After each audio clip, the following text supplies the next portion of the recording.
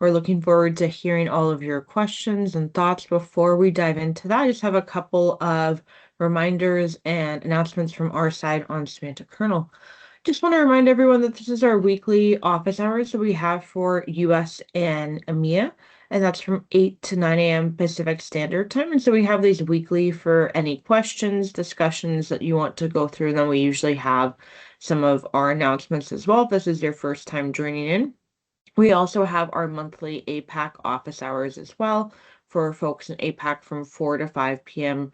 The second Wednesday of every month. But in between our office hours, if you do have questions or items that come up, we recommend you use GitHub discussions to bring up different items. We go through and triage them on a daily basis and then can give feedback or create issues as appropriate as well. So that's just a little bit on our form and method for meeting. There's a couple of new releases and updates that I want to cover. I'm going to put a number of links in chat. The first link has releases, but for Python, there was the latest release for 1.21.2.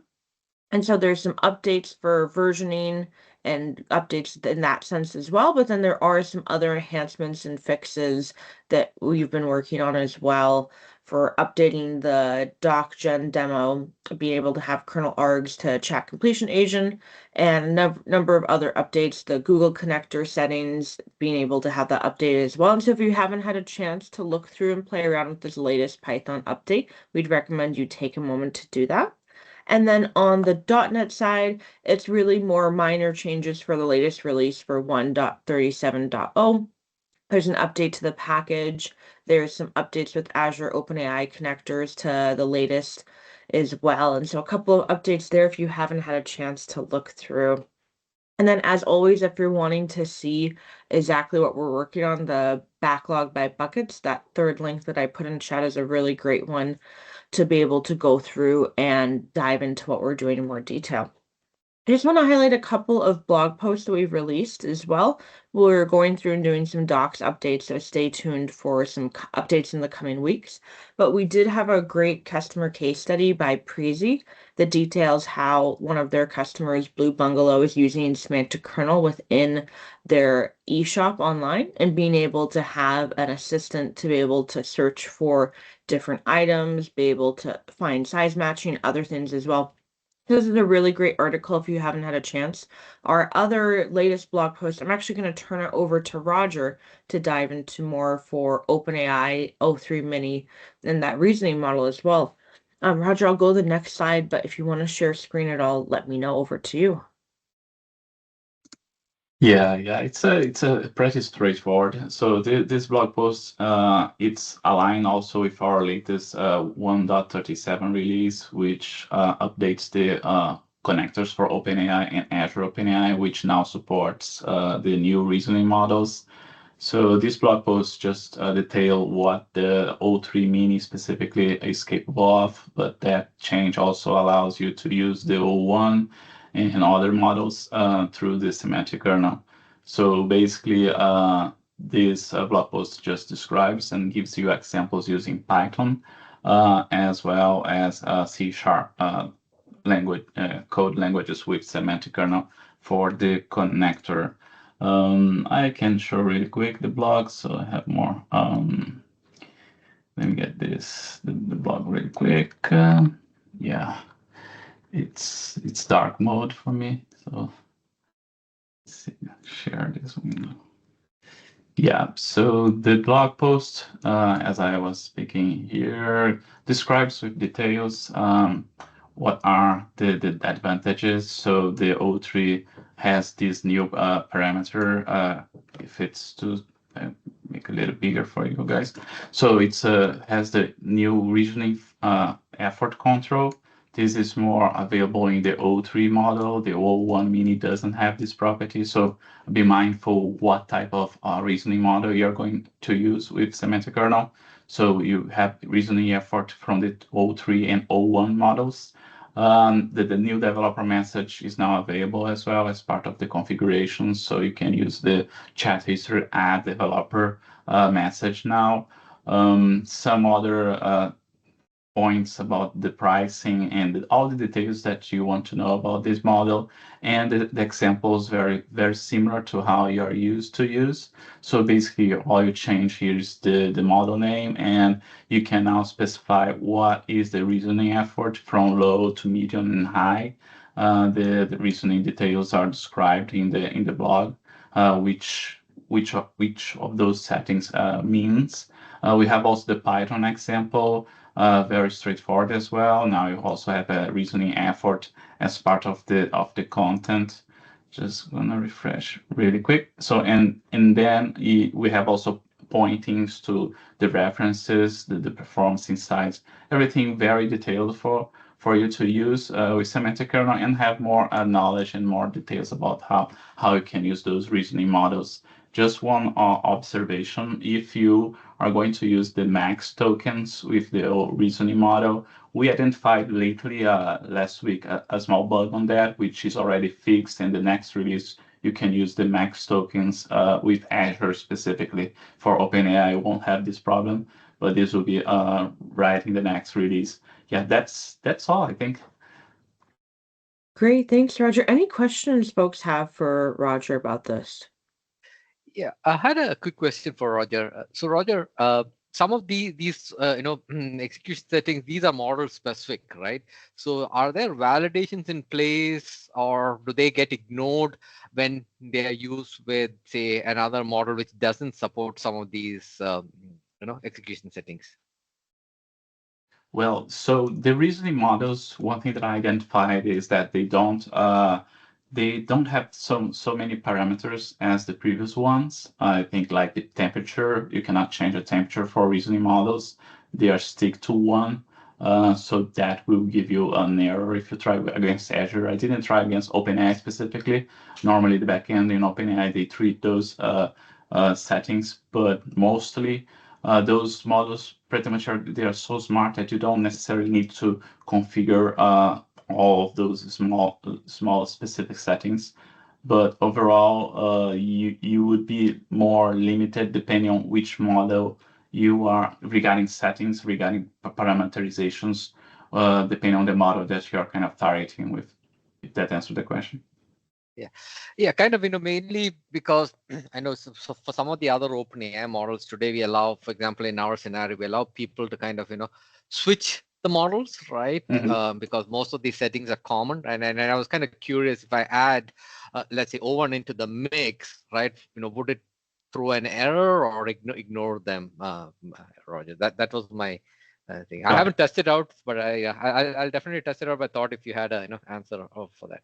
Yeah, one thing that I also identified throughout going for some of the issues that were raised previously in our repo, pretty much what I see is that Azure, when you're using models in Azure, they probably will have throwing errors from the backend for models. They don't treat the parameters from the backend perspective, so they don't have any filtering. OpenAI or have more filterings on the backend. If you, for example, use system messages against a reasoning model, that internally is converted to developer, so it doesn't throw.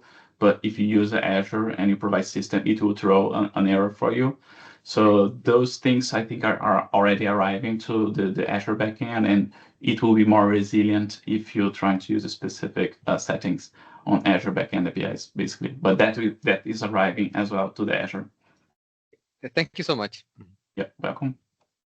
Great, thanks for the question, Jimmy. Any other questions folks have? And maybe a follow-up. Roger, is this, Semantic Kernel still using a version of the Azure OpenAI and OpenAI .NET library under the covers, right, for connection? Yes.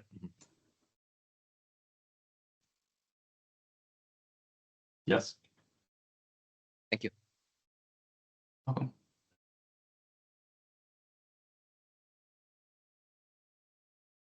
Perfect. I'm just looking in chat. It looks like there's a question not related to this, but we'll go and get into open Q&A. But if there are other questions that you have for Roger, please do let us know in chat or come off of mute. We'd love to hear from you. But would love to hear from you, Sweta, actually, if you want to come off of mute. of your detail. It looks like you have some code that you've provided as well for process framework, and we have Ben on, so would love to hear more about what you're trying to solve for. Yeah, sure. Thanks, Sophia. So what I'm trying to solve for the use case is, suppose I have three agents that I define, agent one, agent two, and agent three. And basis on what task agent one does, the next step might either be agent two or an agent three. And that would only be decided once agent one completes the processing. But when I was going through, and I might be wrong in my understanding, but when I was going through the process framework, there is always a next step that I have to provide, like what is the target step. So just wanted to understand if within the process framework of semantic kernel, there is a way in which I could use the reasoning. For example, the O1 reasoning, say the O1 gives an output saying, okay, we now have to go to step C based on my analysis. Is that possible to do with the process framework? Yeah, it is. So what you would want to do is in step A, you would want to emit an event that describes what happened in step A. And then within the process setup, you would wire it up so that depending on which event A outputs, it'll either link to step B or C. Okay. And you Okay. yeah, you can use reasoning within step A to figure out which event. Oh, so will that be a part of the prompt that we provide in step A? Yeah, if you just want to do it with the if you want to do it with like function calling, then yes, you can just put it into the prompt. Yeah, that's one way to do it. If you want to like run a prompt and then get structured output or something like that and use that to figure out which one to do, that's also possible. I think we have samples for both of those that I can find. Yeah, great. If you could share some samples, that would be good. Thanks.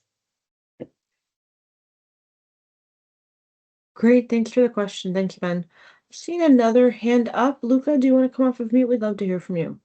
Yeah, thanks. I have a questions about multi-agent. Imagine that I have a group chat having one agent which is stateful, like for instance an AI Foundry agent. And I guess that when I create a group chat, under the hood, basically it's a semantic kernel that is responsible to create a thread and execute some reasoning within this thread. But what happens that if I implement this group chat logic inside a stateless API, and so basically I create every time this group chat, it means that every time semantic kernel is going to recreate a new thread from scratch, having this kind of overhead, let me say, and treating basically this agent as a stateless instead of a stateful agent. I don't know if it's clear the point. Yeah, I think it's pretty clear. I know Chris and Ben are both on, so I'll let them dive in further. But yeah, it makes sense what you're asking. I see Ben, you're coming off of mute if you want to dive in first. Yeah, Chris can probably point to the actual code better than I, but I think you can provide the agent ID when you create the Foundry agent, and then when you do that, that should recreate the same agent. It shouldn't create new ones every time. Chris, is that? Correct. And sorry, just also, to add some details, I'm more referring to the thread instead of the yes. agent. Okay. Mm.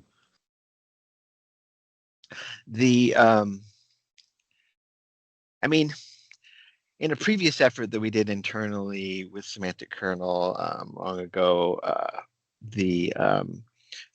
at the application level, we had the idea of a session ID. The request would include a session ID, and then there would be some session metadata. And so in this case, the thread ID could be associated with a session. If the goal is to have a ongoing conversation or interaction, a construct like that, and then you'd be able to use the thread. But I will say that what you're running into is a common question I've heard in a few different modes from different customers that, in terms of bridging, the paradigm between a stateless REST API and a stateful application pattern is a real design issue. I mean, what you're looking at, your question is absolutely valid. At this point, we don't have like a baked pattern in Semantic Kernel to do that for you. It has to be solved at the application level. For the example for the application that we had done before, we had used a CosmoDB kind of partitioned by session and then user ID to kind of keep the session metadata available, and then you can always edge cache it into a given node as well for performance.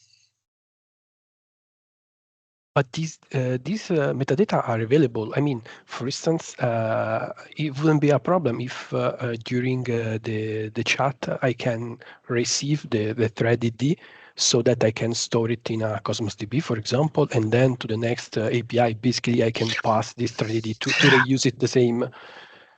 I see what you're saying, because group chat doesn't expose the thread ID. Yeah. Yeah. Yes, that's I get it. That's an interesting limitation.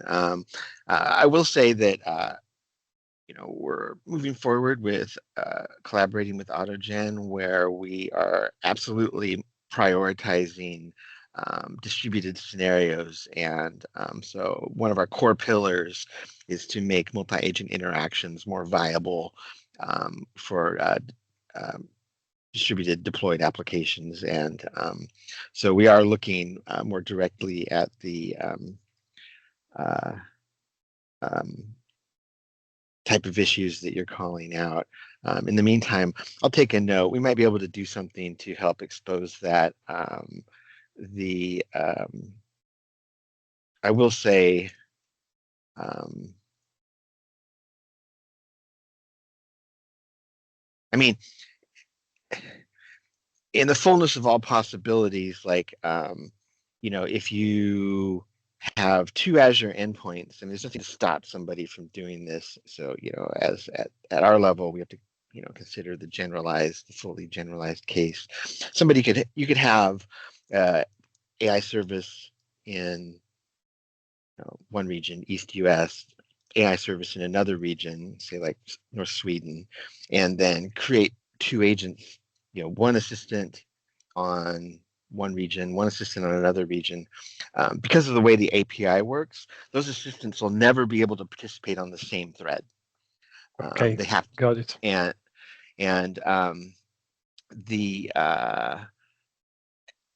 I think that's the same for Azure Foundry as well. I don't think they've bridged that issue. And so what that means ultimately is a group chat could potentially be managing multiple threads, not just a single thread ID. I will say, I'll link a sample we have. It is possible to serialize group chat into the group chat state into a JSON blob, where with what I would probably describe as some hackery, you could inspect and harvest those thread IDs.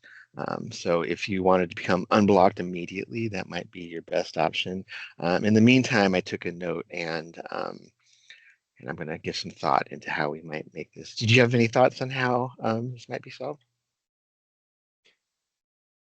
Well, no, I mean, the only thing that I thought it was basically having back the thread ID and so that I can store it, and then of course provide it as an input for the next subsequent calls.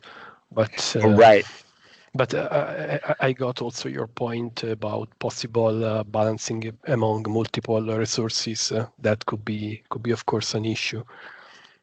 So with the serialization approach, you can capture and then rehydrate a group chat with the same state. It's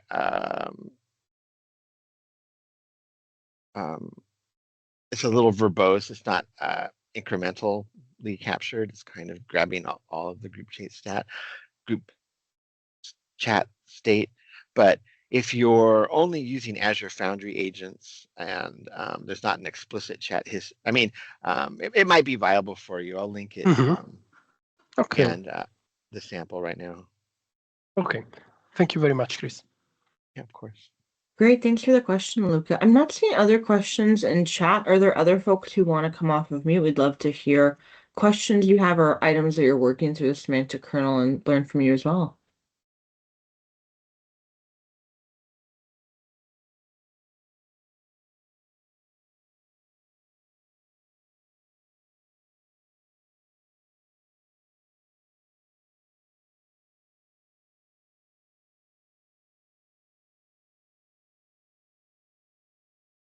I'm not seeing anything in chat.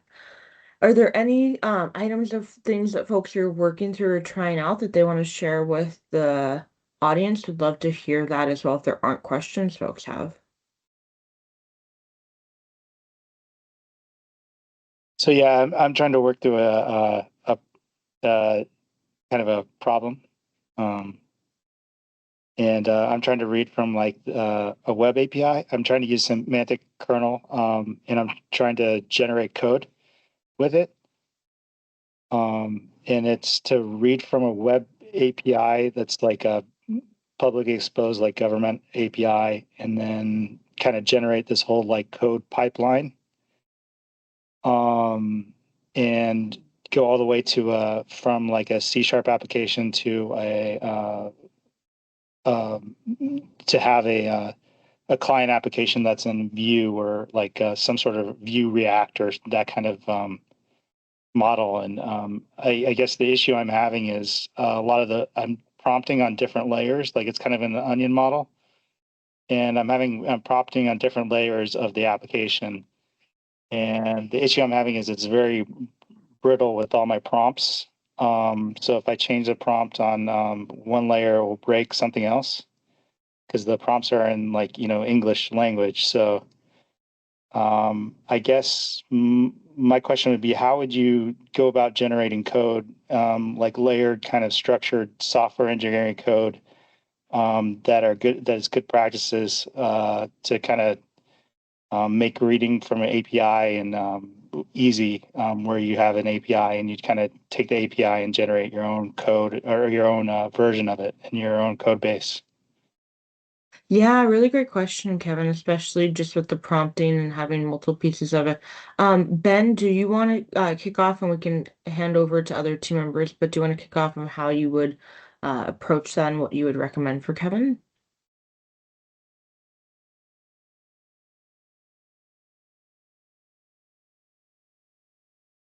Hey, sorry, I actually missed the first half of that. If someone else heard it, maybe Mark jump in. Yeah, so okay, so you were describing a problem where as the prompts change, it introduces fragility into your code, right? But then, I mean, at the end, you said you were saying something about kind of like code being generated. Can you elaborate on that a little bit more? Just not sure if I'm following Okay. the question. Yeah. Sorry, it's I don't know if I was that clear. Yeah. So basically, what I'm doing is I'm reading from API like this vehicles like API that gives you all this information about different vehicles and cars and whatever from the governmental registry of electric vehicles, right? And so I'm reading from that API, and then what I'm trying to do is I'm trying to create my output is I want to create a grid, just a grid in HTML that displays that data from that API. But I want to generate code to create it in a well-structured manner. So each layer has like gets code generated for it, right? So there's like an HTTP client that reads that creates a model and that has an interface that then has a controller that's on a web API, and then what and then I have a client, like a client app that's in TypeScript and Vue that creates that whole data grid in HTML. And what I'm doing is I'm prompting on each layer to create kind of that well-structured code. And I'm just wondering what's a good strategy to kind of generate code and, you know, where there's a bunch of layers and a lot of context that you have to pass through.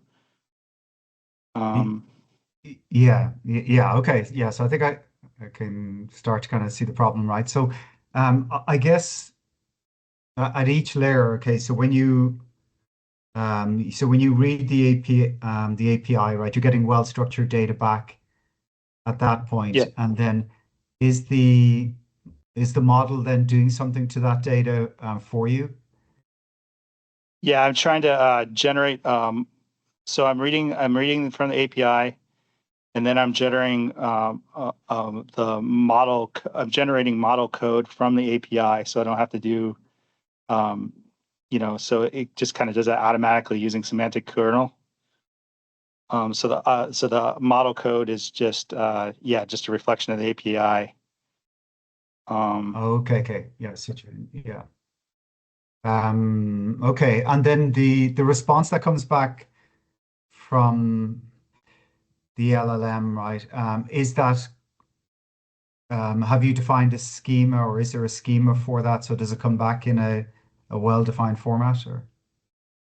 It comes back in a fairly well structured. Yeah, I kind of define at least the API I'm reading from comes back fairly well structured. So I just tell the prompt to kind of name it and just kind of use the names it has, and then have like what's it called, Hungarian notation in the names, and then I also have a check on the a programmatic check on the count to make sure it returns as many things that are in the model. So I'm trying to get, from the API. Yeah.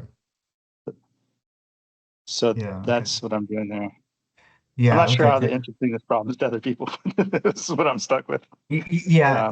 I think this could be a kind of like a long conversation or whatever. Like, you know, I mean, I think it is an interesting problem, and I think having as much kind of like say certainty at each layer, right? Like, you know, so when the data gets passed from layer to layer, right? Like there's the ambiguity is kept low.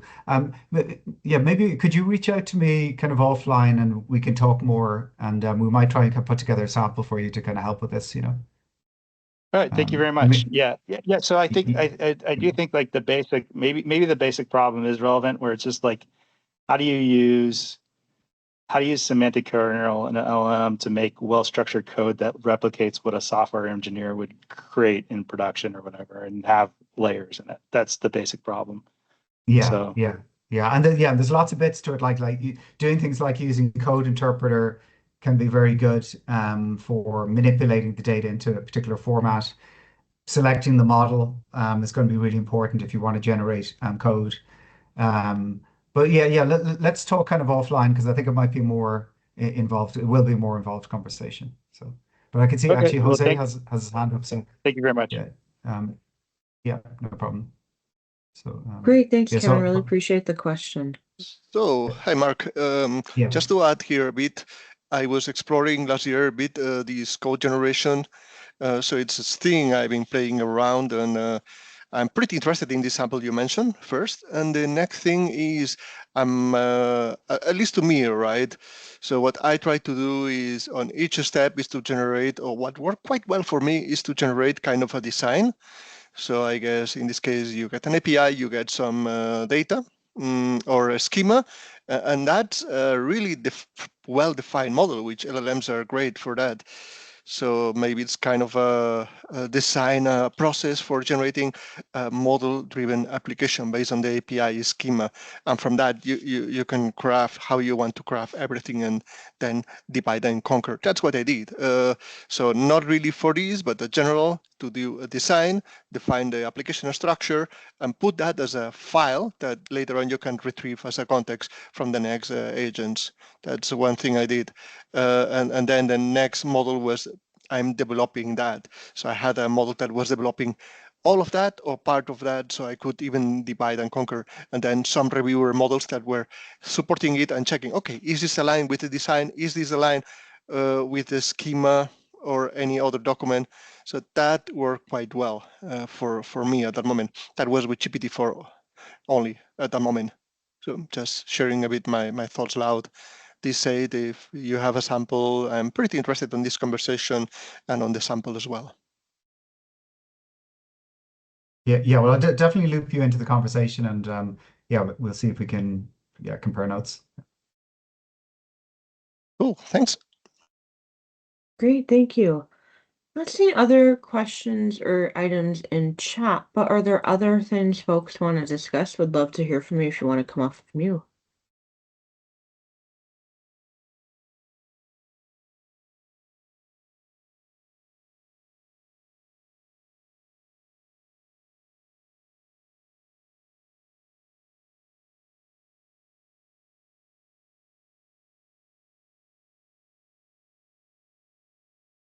Not seeing anything in chat, so I'll stay on here for a couple more minutes, but if there aren't any other items, we may end our office hours early, but would love to hear from folks if there are questions or items that you're working through.